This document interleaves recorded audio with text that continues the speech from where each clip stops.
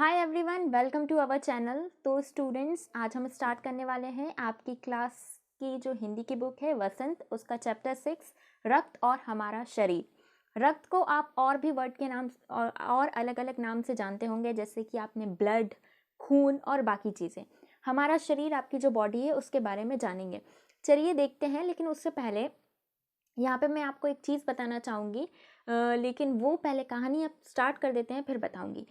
तो ये चैप्टर हम लाइन टू लाइन रीड तो नहीं करेंगे, लेकिन मैं लाइन टू लाइन आपको बताती जाऊंगी और हाईलाइट करती जाऊंगी कि मैं किस लाइन को आपको समझा रही हूँ।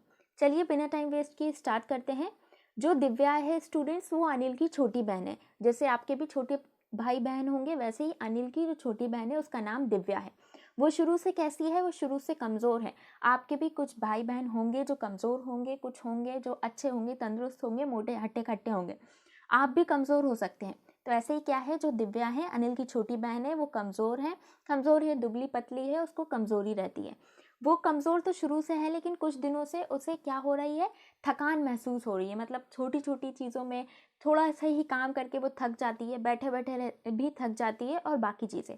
और उसके साथ और जो नई प्रॉब्लम है वो क्या है, उसको भूख भी नहीं लगती है। कुछ बच्चे ऐसे होते हैं स्टूडेंट्स जिनको भूख लगती ही नहीं है। उनके मम्मी पापा उनको हाथ धो के उनके पीछे लगे रहते हैं कि बेटा खाना खा लो, बेटा ये कर लो, बेटा वो कर लो, लेकिन उन बेटा और बेटी को खाना खाना ही नहीं होता। तो स्टूडेंट्स, ये आम चीज़ नहीं होती है। अगर आपके साथ भी ऐसा हो तो आप जाके टेस्ट करवाइएगा, क्योंकि ये क्या होती हैं, डिसीज़ के सिम्टम्स होते हैं। अगर आपको भूख नहीं लग रही है, मतलब आपकी बॉडी में कुछ ऐसे चेंजेस आ रहे हैं जिसके वजह से आपको भूख नहीं लग रही है। तो ऐसे ही कुछ दिव्या के साथ होता है। दिव्या को क्या होता है, दिव्या को भूख नहीं लगती है और भूख बहुत ही कम लगती है। तो क्या होता है कि जब आप ऐसा सोचिए कि आपको भूख नहीं लग रही है, तो आपके मम्मी पापा परेशान हो जाएंगे कि क्यों मेरा बेटा या बेटी को भूख नहीं लग रही है। तो वो क्या करेंगे, आपको हॉस्पिटल भेजेंगे। ऐसे ही क्या होता है, जो दिव्या है, अनिल की छोटी बहन है, उसको अनिल जो है वो हॉस्पिटल लेके जाता है। तो हॉस्पिटल में डॉक्टर साहब क्या कहते हैं कि ऐसा लग रहा है कि दिव्या के शरीर में रक्त की कमी है। रक्त की मतलब ब्लड की कमी है। तो जाँच करा लेते हैं, क्योंकि स्टूडेंट्स, आप जो डॉक्टर हैं वो ऐसे भविष्यवाणी तो कर नहीं देंगे कि रक्त की कमी है, हमने हाथ पकड़ के देख लिया। आपको ब्लड टेस्ट करवाने पड़ेंगे और बाकी रिपोर्ट्स अगर पॉजिटिव या नेगेटिव आती हैं, उसके बेसिस पे ही बता सकेंगे कि कितने पॉइंट खून है या नहीं है।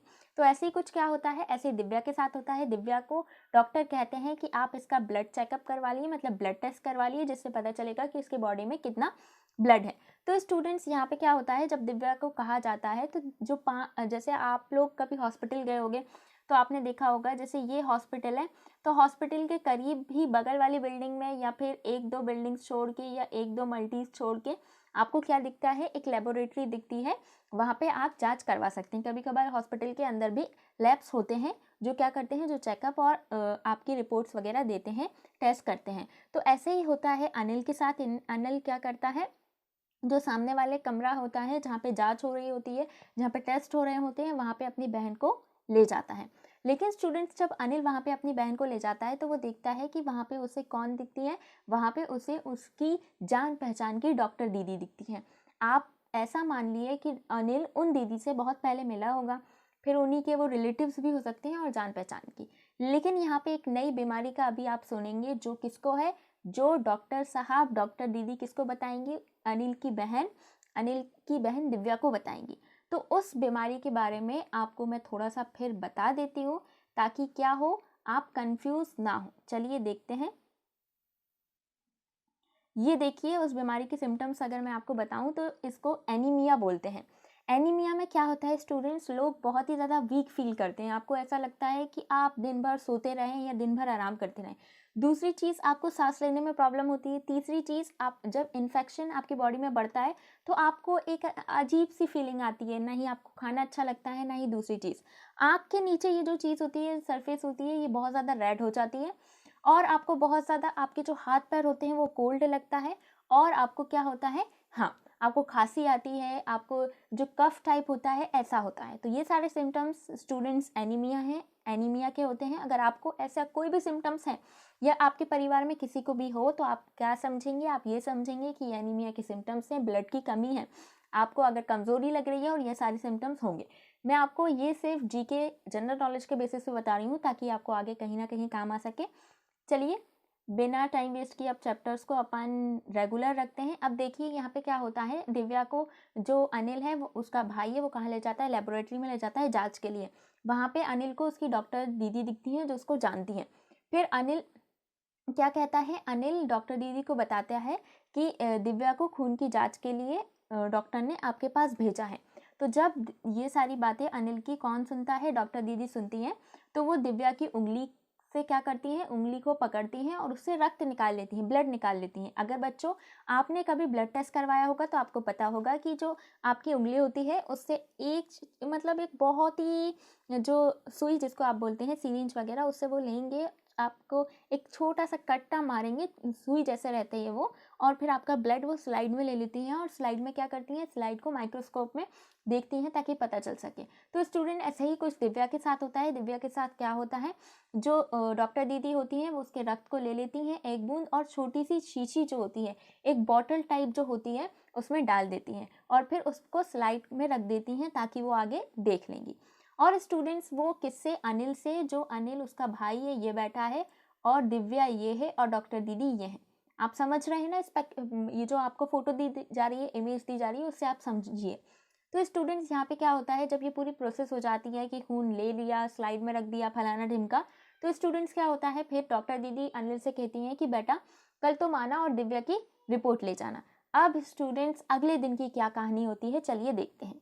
अगले दिन जो अनिल है वो क्या करता है, हॉस्पिटल पहुंच के, अस्पताल पहुंचकर जो डॉक्टर दीदी है उनके कमरे के दरवाजे पे जाके दस्तक देता है। दस्तक मतलब पहुंच जाता है वहाँ पे। तो फिर वो भीतर से आप ऐसा आपने सुना होगा और ये बोला जाता है, ये गुड हैबिट्स में ही है कि आप कहीं भी जाएं, किसी के घर जाएं, किसी कहीं भी जाएं, तो आप पहले नॉक करिएगा। तो ऐसे ही कुछ अनिल करता है। अनिल जैसे ही वहाँ पे दस्तक देता है, वहाँ पहुँचता है, तो वो पहले एक तरीके से नॉक करता है। तो डॉक्टर दीदी अंदर से आवाज़ लगाती है कि बेटा अंदर आ जाओ। चलिए देखते हैं अंदर क्या कहानी होती है, क्या सारी चीज़ें। चलिए, अब यहाँ पे जैसे ही अनिल जो है वो अंदर जाता है तो वो देखता है कि जो डॉक्टर दीदी हैं वो सूक्ष्मदर्शी, सूक्ष्मदर्शी स्टूडेंट, सूक्ष्मदर्शी को इंग्लिश में माइक्रोस्कोप कहा जाता है। आपके स्कूल में, आपके लेबोरेटरीज में भी माइक्रोस्कोप होंगे, और अगर नहीं है और हैं तो आप एक बार जब आप प्रैक्टिकल या करें या कुछ करें तो आप एक बार उसको देखिएगा, या आपने नहीं देखा तो आप गूगल करके इमेजेस के फॉर्म में देख सकते हैं। मैं अभी आपको नीचे भी दिखाऊंगी। चलिए मैं दिखा देती हूँ स्टूडेंट्स, ये माइक्रोस्कोप होता है। ये वाला जो माइक्रोस्कोप यहाँ पे दिया गया है ये बहुत पुराना था, लेकिन आजकल बहुत ही एडवांस टेक्नोलॉजी के माइक्रोस्कोप आ चुके हैं जो स्कूल में और लेबोरेटरीज में रखे जाते हैं ताकि बच्चे एक्सपेरिमेंट करें। चलिए आगे आते हैं। यहाँ पे क्या होता है, जब अनिल वहाँ जाता है तो अनिल देखता है कि डॉक्टर दीदी क्या कर रही हैं, माइक्रोस्कोप में उस स्लाइड को देख रही हैं। दीदी के फिर जब स्टूडेंट्स कोई काम कुछ कर रहा होता है, मान लीजिए आपकी मम्मी है, आप घर आए, आपकी मम्मी फ़ोन पे बात कर रही हैं, तो आप जैसे ही स्कूल से घर आएंगे, आपकी मम्मी फ़ोन पे बात कर रही हैं, तो वो आपको इशारा करेंगी कि बेटा क्या कर लो, ड्रेस उतार दो और फ्रेश हो जाओ। ऐसे ही कुछ जब डॉक्टर दीदी बिजी थी, स्लाइड को ऑब्जर्व कर रही थी, तो जैसे ही अनिल अंदर आता है तो वो इशारे में क्या करती है, उसको इशारा करती हैं अनिल को कि कुर्सी पर बैठ जाओ। तो स्टूडेंट्स फिर वहाँ पे जो अनिल है वो कुर्सी पे बैठ जाता है। जब वो स्लाइड की पूरी तरीके से जांच कर लेती हैं, एक तरीके से पूरी तरीके से सारी चीज़ें देख लेती हैं, तो वो बोलती हैं कि दिव्या को क्या है, हाँ अनिल दिव्या को एनीमिया है। चिंता की कोई भी बात नहीं है, परेशानी की कोई बात नहीं है, तुम ये मत सोचो एनीमिया बहुत खतरनाक है या सारी चीज़ें। क्योंकि स्टूडेंट्स अगर आप ही सबसे पहले मान लीजिए आप पहली बार हॉस्पिटल गए, अकेले गए, और आपसे डॉक्टर ने कहा आपको एनीमिया है, तो आप पहले तो समझेंगे नहीं क्या है, और फिर दोबारा आप सोचेंगे ये क्या हो गया, सारी चीज़ें ठीक तो हैं। ऐसे ही डॉक्टर क्या करती हैं, जो डॉक्टर दीदी होती हैं वो अनिल को समझाते हुए बोलती हैं कि जो अनिल को समझाते हुए बोलती हैं कि क्या है, दिव्या को एनीमिया है, परेशानी की कोई भी बात नहीं है, वो ठीक हो जाएगी। फिर स्टूडेंट्स जब आप मान लीजिए आपसे कोई ऐसा भयंकर क्वेश्चन करेगा तो आपके दिमाग में बहुत से क्वेश्चंस आते हैं। जैसे कि मैं आपको बताऊं तो एकदम से आपके 0 मार्क्स आ गए। मैं इमेजिन कर रही हूँ, आप लोग ये मत बोलिएगा कि मैडम आप तो हमें फेल करवाने पे तुली रहती हैं।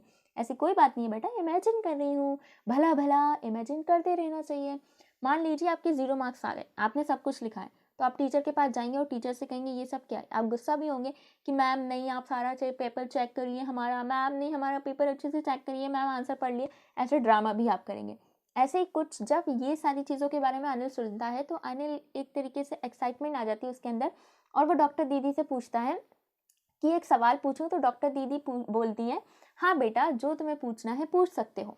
वो बोलता है कि डॉक्टर दीदी, एनीमिया से क्या मतलब है आपका, और एनीमिया क्या होता है। तो चलिए अब देखते हैं कि डॉक्टर दीदी ने क्या जवाब दिया।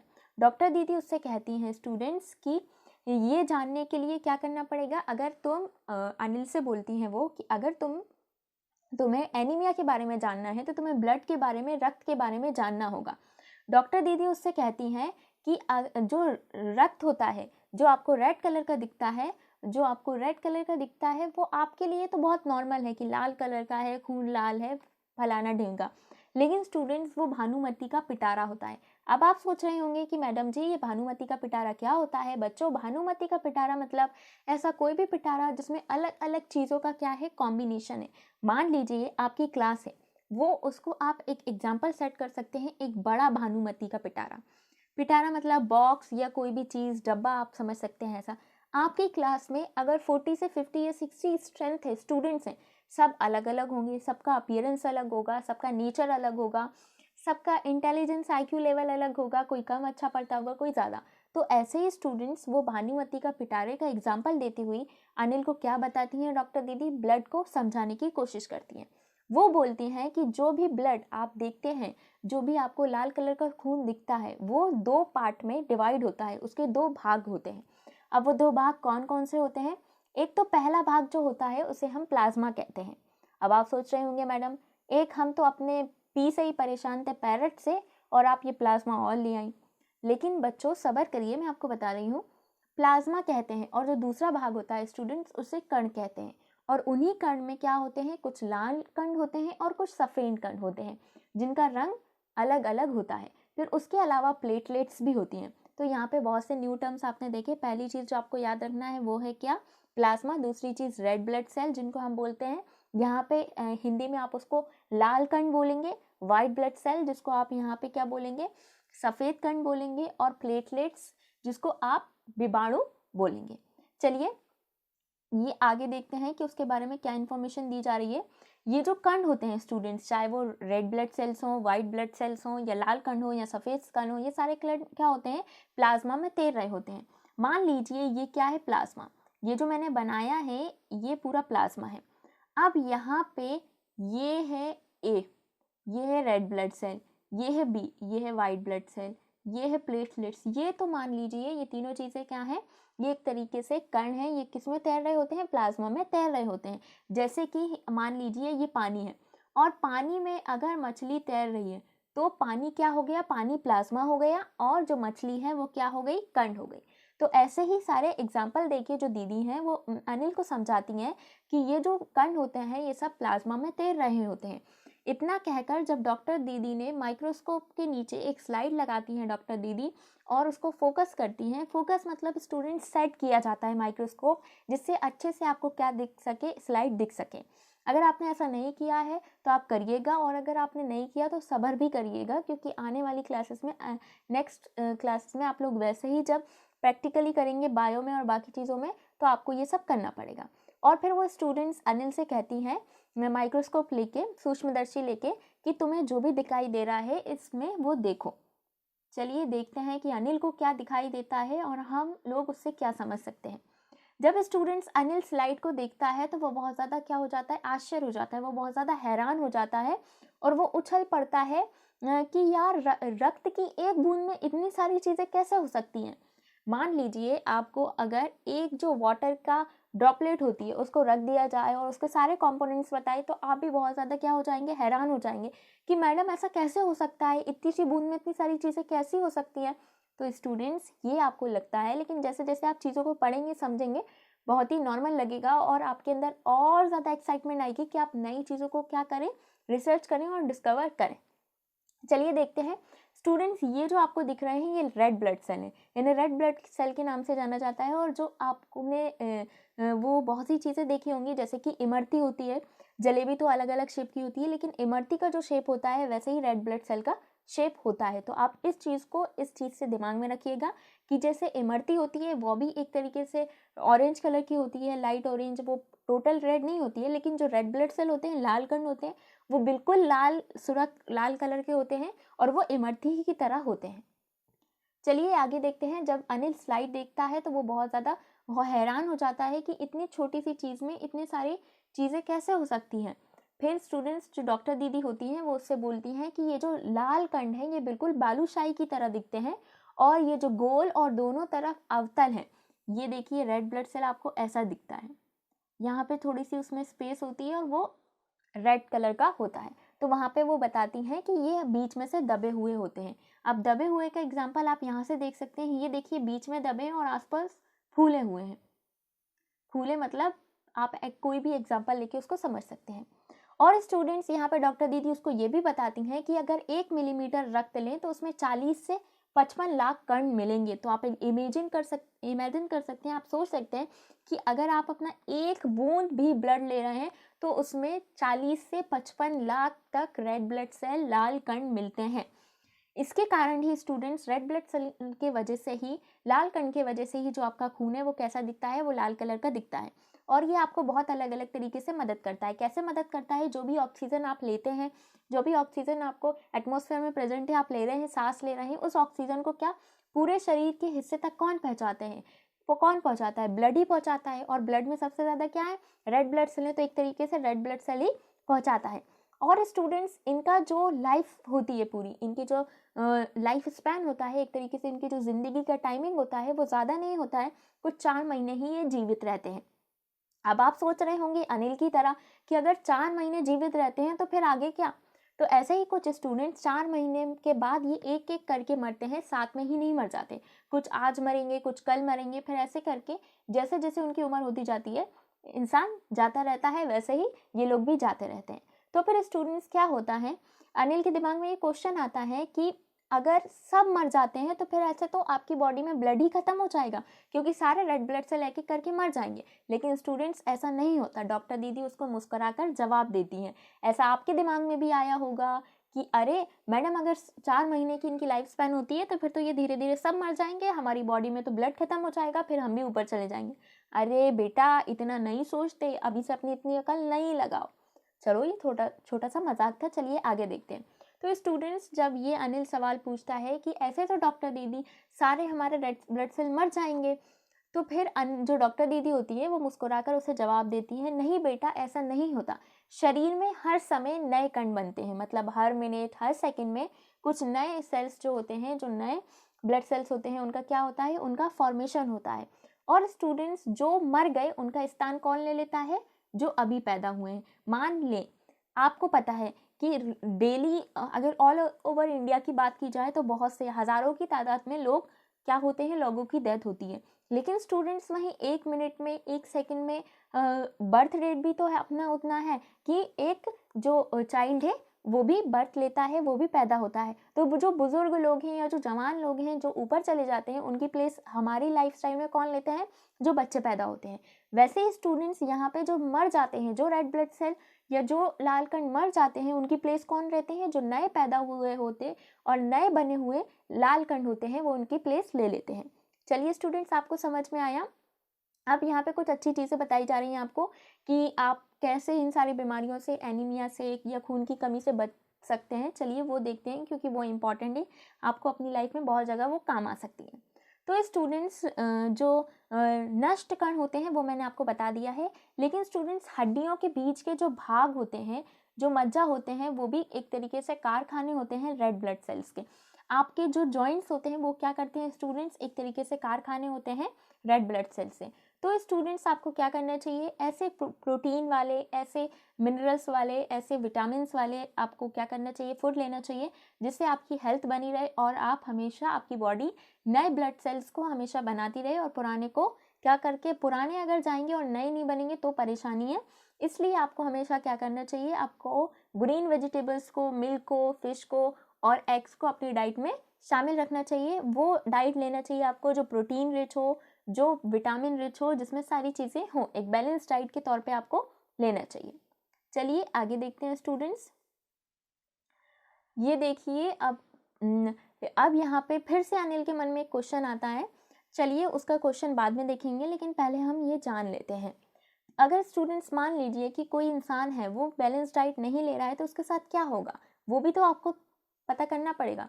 तो स्टूडेंट्स, अभी मैंने आपको बताया कि जो आपके जॉइंट्स होते हैं, जो आपके हड्डियों के बीच का हल्का होता है, वहाँ पे क्या होती है, एक तरीके से वो फैक्ट्री होती है, क्योंकि वो क्या करती हैं, रेड ब्लड सेल्स को या लाल कण को या दूसरे सेल्स को प्रोड्यूस करती हैं। तो स्टूडेंट्स, आपको जो आपके कारखाने हैं उसमें आपको, जब तक आप मान लीजिए आपकी एक फैक्ट्री है, अगर आप फैक्ट्री में रॉ मटेरियल नहीं लाएंगे तो प्रोडक्ट भी नहीं बनेगा। ऐसी आपकी जो बॉडी है, एक कारखाना है, अगर वहाँ पे आप कच्चा माल नहीं लाएंगे तो एक प्रोडक्ट भी नहीं बनेगा। प्रोडक्ट क्या है, आपको खून जो है।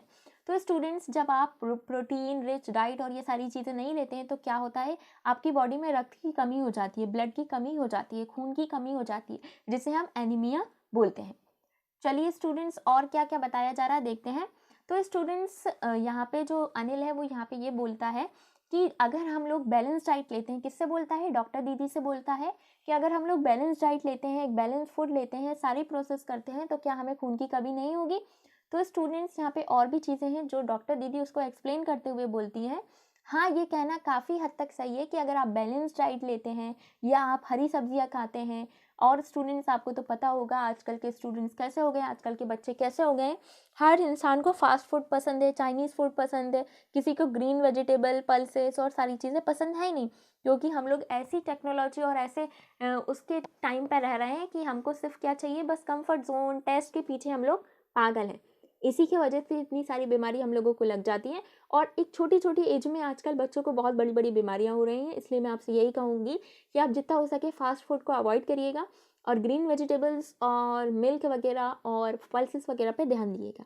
तो स्टूडेंट्स, यहाँ पे डॉक्टर दीदी अनिल के क्वेश्चन का जवाब देते हुए कहती हैं कि हाँ, अगर आप ऐसे बैलेंस डाइट लेते हैं तो एनीमिया से बच सकते हैं। लेकिन हमारे देश में एनीमिया ही एनीमिया की जो मेन रीज़न है वो सिर्फ ये नहीं है स्टूडेंट्स कि आप क्या कर लें, आप सिर्फ अच्छे से बैलेंस डाइट ले लें, बाकी दूसरी भी चीज़ें हैं। आपको पहली चीज़ स्टूडेंट्स, एक तो बैलेंस डाइट नहीं मिलेगी, दूसरे अलावा जो पेट के कीड़े हैं उसके वजह से भी ये बीमारी होती है। अब आपने सुना होगा, अगर नहीं सुना तो मैं आपको बता देती हूँ। कुछ छोटे बच्चे जब होते हैं जिनकी एज 2, 3, 4 या 5 के अंडर जो होते हैं, तो वो कभी कभार बचपन में मिट्टी खाते हैं, तो उनके माँ बाप बहुत परेशान हो जाते हैं, उनके पेरेंट्स फिर डॉक्टर्स को दिखाते हैं बाकी चीज़ें। तो स्टूडेंट्स, ये मिट्टी और बाकी चीज़ें खाने से क्या हो जाता है, पेट में कीड़े हो जाते हैं, और कभी कभार दूसरे रीजंस के वजह से भी पेट में कीड़े होते हैं। तो स्टूडेंट्स, जब आप पेट में कीड़े और किस वजह से होते हैं, जब आप खराब गंदा पानी पी लेते हैं या गंदा खाना खा लेते हैं। आप लोग बाज़ार का खाना खाते हैं, रेस्टोरेंट का खाना खाते हैं, लेकिन आपको क्या पता कि वो रेस्टोरेंट वाला या जो वो बाज़ार से आप पैकेट मंगवा रहे हैं, ऑर्डर कर रहे हैं, वो किस टाइप से, किस तरीके से, कैसी सफाई से खाना बना रहा है, आपको नहीं पता होता। तो ऐसे में क्या होता है, बहुत से जो कीड़े मकोड़े होते हैं, बहुत से जो बैक्टीरिया होते हैं, वो क्या कर जाते हैं, आपकी बॉडी में क्या कर जाते हैं, एंटर कर जाते हैं, प्रवेश कर जाते हैं। तो स्टूडेंट्स, यहाँ पे डॉक्टर दीदी समझाते हुए उससे कहती हैं कि कभी कभार ये हमारी बॉडी में प्रवेश कर जाते हैं, तो इससे बचने के लिए आपके लिए ये ज़रूरी है कि आप सफाई भी बना के रखें और आप खाद्य पदार्थ को ग्रहण करें। और इसका मतलब क्या है कि वो ये कहना चाह रही हैं कि आप भोजन को अच्छी तरह से, जब आप भोजन करने चाहें तो अच्छी तरह से अपने हाथ धो लें। अब आपको मैं एक और बात बताऊंगी, अब आप कहेंगी कि मैडम आप हमारी बहुत ज़्यादा टांग खिंचाई कर रही हैं। आप लोग जब आते हैं, मान लीजिए आप बाहर से आए, खेल कूद के आए या स्कूल से आए, तो आप लोग क्या करेंगे, मम्मी जल्दी भूख लग रही है, जल्दी से खाना लगा दो, खाना लगा दो। ना ही आपने हाथ धोए, ना ही आपने पैर धोए, ना ही आप फ्रेश हुए और आप आके बैठ गए। तो ऐसा जब आप करते हैं, बिना हाथ पैर धोए, बिना अच्छे से पूरे तरीके से वॉश किए, अपने हैंड्स को बैक्टीरिया फ्री किए खाना खा लेते हैं, तो इससे क्या होती है, चांसेस ज़्यादा होती है कि आपकी बॉडी में बैक्टीरिया वगैरह चले जाएंगे। तो दीदी कहती हैं, जो डॉक्टर दीदी होती हैं अनिल से, कि साफ़ सफाई बनाना भी ज़रूरी है, इसलिए आपको साफ़ सफाई बनाना चाहिए। और स्टूडेंट्स, वो ये कहती हैं कि क्या है यहाँ पे, अनिल एक किस्म के कीड़े होते हैं, वो बोलती हैं कि अनिल अलग अलग प्रकार के कीड़े होते हैं। अब आप साइंस में पढ़ेंगे अगली क्लासेस में या 7th के लास्ट में, कि कैसे अलग अलग टाइप के बैक्टीरिया होते हैं, वायरस होते हैं, फंजाई होती हैं, ये सारी चीज़ें वो आप साइंस में पढ़ेंगे। लेकिन फिर भी मैं आपको बता देती हूँ, यहाँ पे डॉक्टर दीदी अनिल को समझाते हुए कहती हैं कि अलग अलग किस्म के कीड़े होते हैं, जिनके अंडे ज़मीन की ऊपरी सतह में पाए जाते हैं। इन अंडों से उत्पन्न हुए लावे त्वचा के रास्ते शरीर में प्रवेश कर आंतों में अपना घर बना लेते हैं।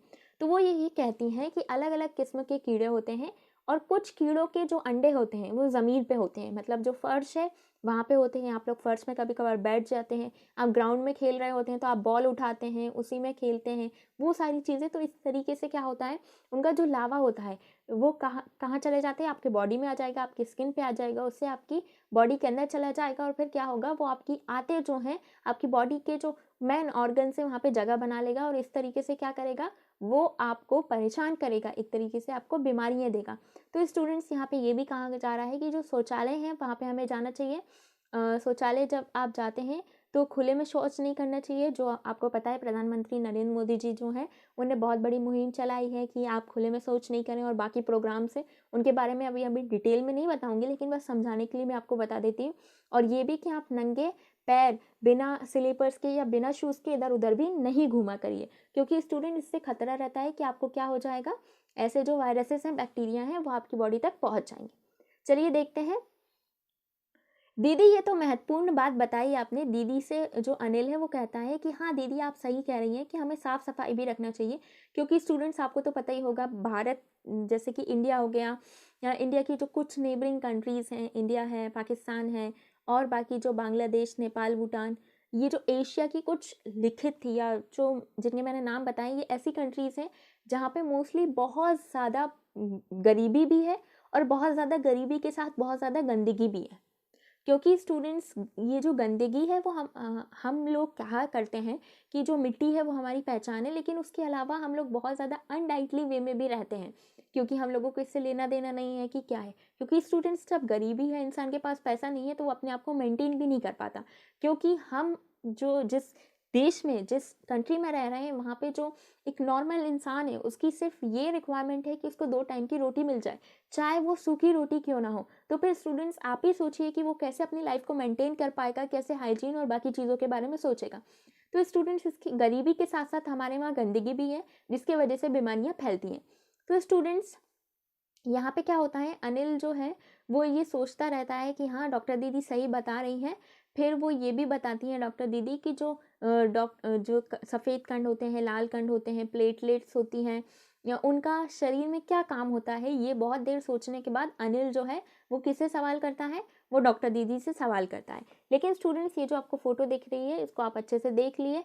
यहाँ पे देखिए ये मक्खियाँ उड़ रही हैं और ये दादा जो है वो बेचने आए हैं, और आप क्या करेंगे, अब इसी से जाके ले लेंगे। इससे क्या होगा, अनहाइजीनिक आप लेंगे, उसमें कुछ बैक्टीरियाज होंगे, बहुत सी चीज़ें होंगी जो आपकी बॉडी में चली जाएंगी, और बॉडी में चली जाएंगी फिर आप बीमार पड़ेंगे। तो स्टूडेंट्स ऐसी चीज़ों से आपको थोड़ा वो रखना चाहिए, थोड़ा आपको मेंटेन करना चाहिए अपनी बॉडी को, ताकि आप बीमार नहीं पड़े। बीमार नहीं पड़ेंगे तो आपके पेरेंट्स भी परेशान नहीं होंगे।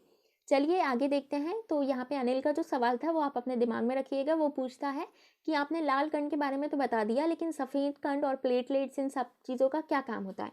तो स्टूडेंट्स ये जो सफ़ेद कंड होते हैं ये वाइट कलर के ही होते हैं। अब मैं इनकी फ़ोटोज़ अभी मेरे पास है नहीं कि मैं आपको दिखा दूँ, लेकिन आप नेट पे देख लीजिएगा। तो स्टूडेंट्स जो सफ़ेद कंड होते हैं वो उनको वीर सिपाही कहा जाता है। जैसे आपको पता है हमारी जो इंडियन आर्मी है उसको हम लोग क्या कहते हैं, वीर कहते हैं, क्योंकि वो अपनी जान जोखिम में डाल के, अपनी जान लगाकर रात दिन अंधेरे में और सुबह के अंधेरे में, रात के अंधेरे में, दिन की दोपहर में क्या करते हैं, वो लोग हमारे लिए बॉर्डरों पे खड़े रहते हैं, लड़ते रहते हैं। ऐसे ही कुछ स्टूडेंट्स जो हमारे ये जो WBC होते हैं, सफ़ेद कंड जिसे कहते हैं हम हिंदी में, ये हमारे बॉडी के, हमारे शरीर के वीर सिपाही होते हैं। क्योंकि जो भी बाहर से वायरस, कीटाणु या दूसरी चीज़ जो जिनसे हमें बीमारी हो सकती है हमारे बॉडी में एंटर करते हैं, तो ये लोग क्या करते हैं, उनका मुकाबला करते हैं और उन्हें एंटर नहीं करने देते हैं। तो स्टूडेंट्स यहाँ पे क्या होता है कि ये जो है एक तरीके से लड़ते हैं, और जब ये कमज़ोर पड़ जाते हैं, बहुत ज़्यादा वायरस एक तरीके से हमला कर देते हैं, तो ये कमज़ोर पड़ जाते हैं और हमारी बॉडी में क्या हो जाती है, जो बीमारी है वो एंटर कर जाती है। और ये भी बताया जाता है कि ये हमारे बहुत अलग अलग डिसीज़ से हमारी रक्षा करते हैं। क्योंकि स्टूडेंट्स अगर आपने तो सुना होगा कि लोग कहते हैं कि अरे तुम्हें सर्दी हुई है, सर्दी तो नॉर्मल है, सर्दी तो सबको होती है, कुछ दिन बाद ठीक हो जाओगे। तो इसका मतलब क्या है, इसका मतलब ये है कि जो WBC है, सफ़ेद कंडे, वो क्या कर देंगे, हमारी बॉडी को अच्छे से मेंटेन करेंगे और जो सर्दी जुकाम के वायरस है उससे लड़ेंगे और उसको भगा देंगे। और स्टूडेंट्स अगर प्लेटलेट्स की बात की जाए, विषाणुओं की बात की जाए, तो जब आपको कोई भी चोट लग जाती है तो आपका खून बहता है। लेकिन स्टूडेंट्स मान लीजिए आपकी यहाँ पे चोट लगी है, खून बहुत तेज निकलेगा, आप रोएंगे, लेकिन कुछ देर बाद आप देखेंगे कि आप कोई भी ट्रीटमेंट करेंगे तो उसके बाद खून वहाँ पे क्या हो जाता है, रुक जाता है, वहीं ऐसे करके जम जाता है, क्लॉटिंग हो जाती है। तो स्टूडेंट्स ये जो क्लॉटिंग होती है, ये सारी चीज़ें होती है, ये क्या होती है, किसके वजह से होती है, ये प्लेटलेट्स के वजह से होती है। चलिए एक बार पढ़ लेते हैं। रक्त के तरल भाग प्लाज्मा में एक विशेष किस्म की प्रोटीन होती है जो रक्त वाहिका की कटी फटी दीवार में मकड़ी के जाले के समान एक जाला बुन देती है। विभाणु इस जाले से चिपक जाते हैं और इस तरह दीवार में आई दरार भर जाती है, जिससे रक्त बाहर निकलना बंद हो जाता है। तो यहाँ पे बताया जा रहा है कि एक विशेष किस्म की प्रोटीन होती है, तो वो प्रोटीन क्या करेगी, आपका जहाँ से ब्लड आ रहा है, मान लिए यहाँ से ब्लड आ रहा है, यहाँ पे उसने क्या कर दिया, एक जाला बना दिया, तो उससे क्या हुआ, वो प्रोटीन वहाँ चिपक गई और ब्लड आना वहाँ से बंद हो जाता है, जिसको हम ब्लड क्लोटिंग या ब्लड का रुक जाना या जम जाने के नाम से जानते हैं। स्टूडेंट्स, फिर अनिल, आप इतना सारा चीज़ें जब डॉक्टर दीदी आपको उनको बताएंगी, किसको बताएंगी, अनिल को बताएंगी, तो उसका दिमाग घूमने लगा, अब उसके दिमाग में और क्वेश्चंस आने लगे। ऐसे ही आपके दिमाग में भी क्वेश्चंस आ रहे होंगे। अगर आपको भी कोई कन्फ्यूजन है तो कमेंट सेक्शन में कमेंट करिएगा, मैं ज़रूर आपके रिप्लाई करूँगी। तो स्टूडेंट्स, यहाँ पे जो अनिल है वो बोलता है कि दीदी, अगर घाव गहरा हो तो खून बहता ही चला जाता है, तो ऐसे में क्या होता है? तो डॉक्टर दीदी बोलती है, हाँ बेटा, जब घाव गहरा होता है, आपको ज़्यादा चोट लगी होती है, तो खून बहुत ज़्यादा बहता है, तो इसमें क्या करना पड़ता है, टाँके लगते हैं।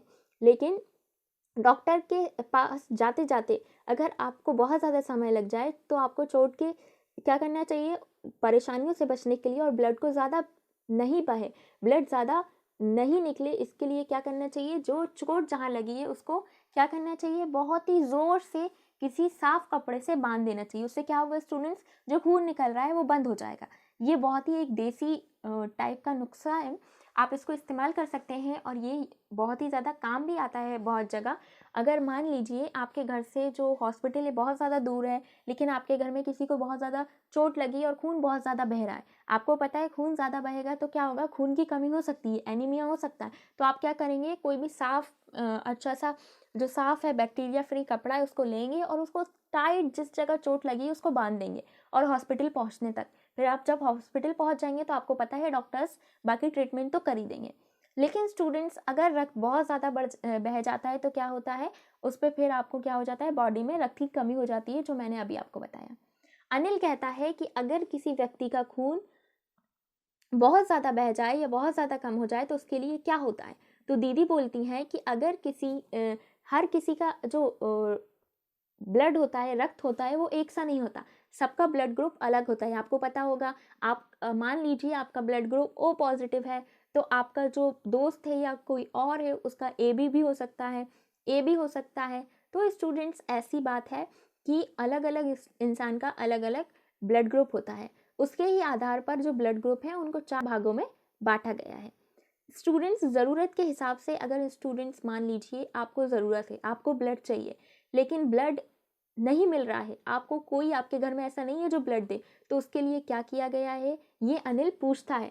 तो अनिल का जवाब देते हुए डॉक्टर दीदी बोलती हैं कि ऐसे के लिए, ऐसे जो अर्जेंट काम के लिए क्या किया गया है, ब्लड बैंक तैयार किए गए हैं, जहाँ पे लोग क्या करते हैं, अपने ब्लड को डोनेट करते हैं।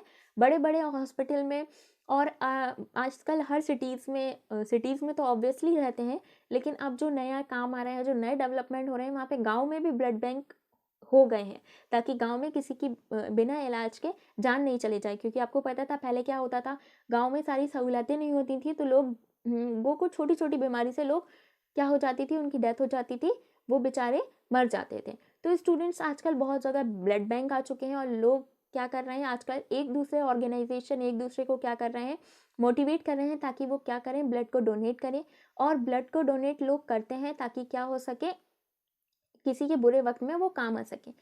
और स्टूडेंट्स, यहाँ पे जब ये सारी चीज़ें वो सुनता है अनिल, तो अनिल खुद सवाल करता है कि डॉक्टर दीदी, क्या मैं रक्तदान कर सकता हूँ, क्या मैं भी ब्लड डोनेट कर सकता हूँ। तो डॉक्टर की दीदी कहती है, नहीं, आपकी जब 18 वर्ष की उम्र हो जाएगी, 18 साल की उम्र हो जाएगी, तो आप रक्तदान कर सकते हैं।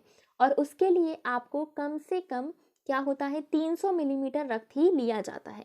और ये समझा जाता है कि ज़्यादा ब्लड अगर किसी से लेंगे तो कमज़ोर हो जाएगा वो इंसान, क्योंकि आपको पता है अगर आप अपना पूरा ब्लड दे देंगे तो आपकी बॉडी में ब्लड नहीं बचेगा, एनीमिया होगा, बाकी परेशानियां होंगी और फिर आपकी जो हेल्थ है वो खतरे में आ जाएगी। तो इसलिए जो ब्लड डोनेट करते हैं उनका भी पूरा ब्लड नहीं लिया जाता है, कुछ 300 मिलीलीटर ही ब्लड लिया जाता है। और फिर स्टूडेंट्स, जो हमारा शरीर है उसमें जो रक्त है वो बहुत ज़्यादा तेज़ी से बनता भी है और बहुत ज़्यादा कभी कभार बीमारियों की वजह से बहुत ज़्यादा तेज़ी से ख़त्म भी होता है। लेकिन शरीर में लगभग 5 लीटर खून होता है, ये आपको याद रखना है। कितना लीटर खून होता है? शरीर में लगभग 5 लीटर खून होता है। और अगर ज़रूरत के हिसाब से ब्लड नहीं होता है तो आपको बीमारियाँ लग जाती हैं। चलिए आगे देखते हैं। फिर तो बड़े होने पर मैं नियमित रूप से रक्तदान दिया करूँगा। तो यहाँ पे जो अनिल है वो कहता है कि अगर मैं बड़ा होता हूँ तो मैं, बड़ा तो वो ऑब्वियसली होगा, लेकिन वो कहता है मैं 18 के बाद रक्तदान करूँगा, ब्लड डोनेट करूँगा। तो जो डॉक्टर दीदी होती हैं वो शाबाश कहती हैं और उसको पीठ ठोकते हुए कहती हैं, हाँ बेटा ज़रूर तुम ये सब करना, अच्छा काम करना। और ये जो पूरी स्टोरी है ये किसने लिखी है? ये यतीश अग्रवाल ने लिखी है। तो स्टूडेंट्स यहाँ पे आपको क्या पता चला? इस चैप्टर में आपको बहुत सी चीज़ें सीखने को मिली होंगी, जैसे कि WBC RBC क्या होते हैं, और एनीमिया अगर किसी को होता है तो आप घर में कैसे मालूम कर सकते हैं और टेस्ट करवा सकते हैं जाके। दूसरी चीज़, अगर चोट लगती है तो कैसे, अगर हॉस्पिटल दूर है तो आप उस सरफेस को बांध सकते हैं, उस चोट की जगह को दबा सकते हैं। और दूसरी चीज़ आपको क्या करना है, आपके घर में अगर कोई है, बड़े लोग हैं, आपके फादर को, आपके मदर को और सबको मोटिवेट करना है ताकि वो ब्लड डोनेट करें ताकि और लोगों के वो काम आ सके। चलिए स्टूडेंट्स, ये चैप्टर यहीं एंड होता है। अब हम मिलेंगे नेक्स्ट वीडियो में, तब तक के लिए बाय, टेक केयर।